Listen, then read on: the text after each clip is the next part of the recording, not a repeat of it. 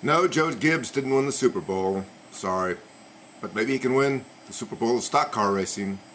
The Daytona 500 this week. Speedweeks. Blood Shootout Saturday night. Twin 150s next week. Then the 500. Joe's won the Super Bowl. Andy's won the Daytona 500, but it's been 15 years. Dale Jarrett. Dale versus Dale. Remember 1993? Down the stretch. Ned Jarrett calling him home. 15 years.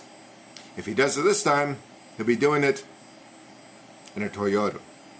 And the odds are not in Toyota's favor. I'm sorry, but Chevrolet has won 15 of the last 19 Daytona 500s, and the odds are to be another Chevrolet in victory lane again this time. But maybe Kyle Busch can pull it off. Maybe Tony Stewart can pull it off. Maybe Denny Hamlin can pull it off.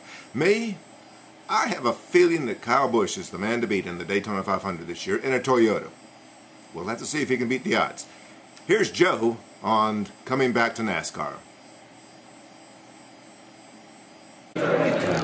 Joe, have you slipped back into the role you were before you left for coaching? I'm not in it yet, that's for sure. I'm just getting back, spent a few days here, getting back into a groove here, being in meetings and everything again. It will take me a while, I'm sure, to settle in and see where I think I fit back. But like I said, generally for me it was working with the sponsors and keeping the resources coming and then helping to pick people. Joe, is there a concern that everything was so smooth while you were gone that you can come in and maybe screw it up a little bit? Yeah. You know, because JD, that's been expressed. But I don't mean it. But I mean, you know, why mess with something that's working so? I probably won't mess with it. No, I think you make a good point, and no, I just want to add to. I don't want to mess with. I won't do that.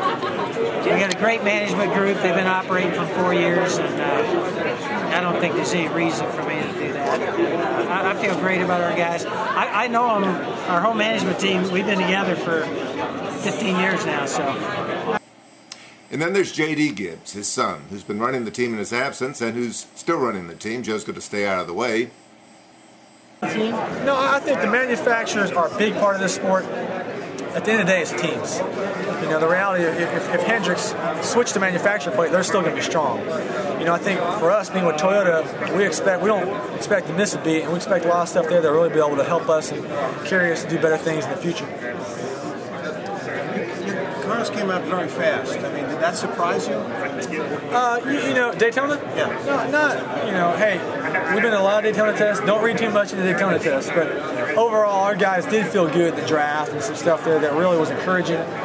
You know, it's if you come out slow, it's hard to make that up. You know, if you come out fast, it sure is a big encouragement for all the guys. And I think having Kyle on board will really help accelerate some of that, some of the tests we have. And in Vegas, California will be a big test to see where we stack up there. But so far, our guys have been encouraged. And how much information goes to some, between the Toyota teams? I mean, they're obviously leaning on you for some engineering help.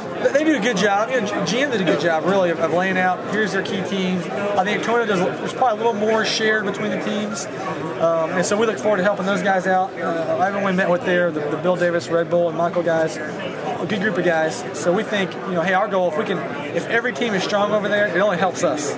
You know, if teams are struggling, it's not going to help us. So we want to make sure everyone's on, at least competitive.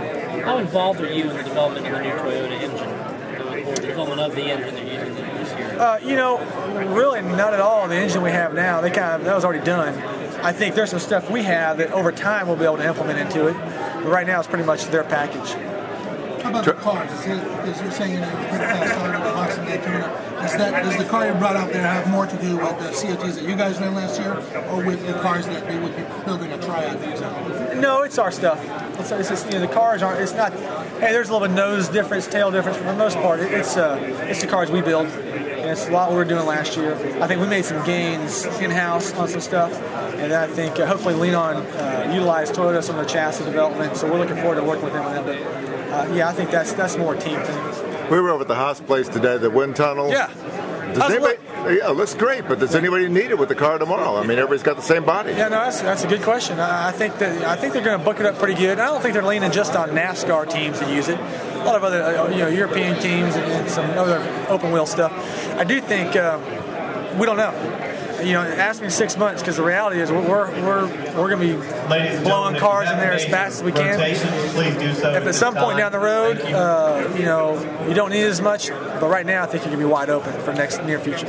I know Tony likes a little more mid-range punch than the Toyota engines had at most of the mid-sized tracks last year, and I think that's what Mark Cronquist's top priority is, or at least that's what I'm hearing. What do you think about the engine situation? Obviously, you have to Daytona and Talladega. The reality is NASCAR has a pretty good box: chassis, bodies, engines. We went through a bigger change last year, SP2 to R07. Yep. Okay, we had a lot more time to do it. We were the first ones to actually run those engines, so I think our guys. It'll take a little while, and more from a relational standpoint.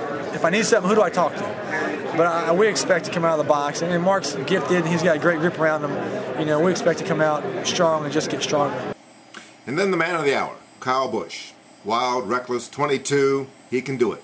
Maybe the best driver on the stock car tour today. The Daytona 500, Kyle Busch. He's changed his image over the last year.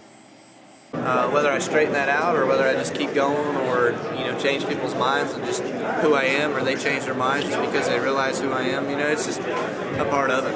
And what I brought about myself. At the end of last year, it seemed like you got an awful lot of respect in the garage area from people that said, that guy could have pitched it in halfway through the season, and he's still out there at the end of the year giving it all he's got. So a lot of respect went up in the garage area from that. How much did that mean to you? Well, it means a lot to have respect in the garage, because you're out there racing with not only those guys, but those team people and those owners and stuff, and they all see that. So, you never know. Maybe one day you move along to somewhere else or something like that, or you need a job. But all in all, I think that stuff's gone along great here. But I'm looking forward to just the challenge of the year. That's what it's going to hold out there for me, and see what we can bring in.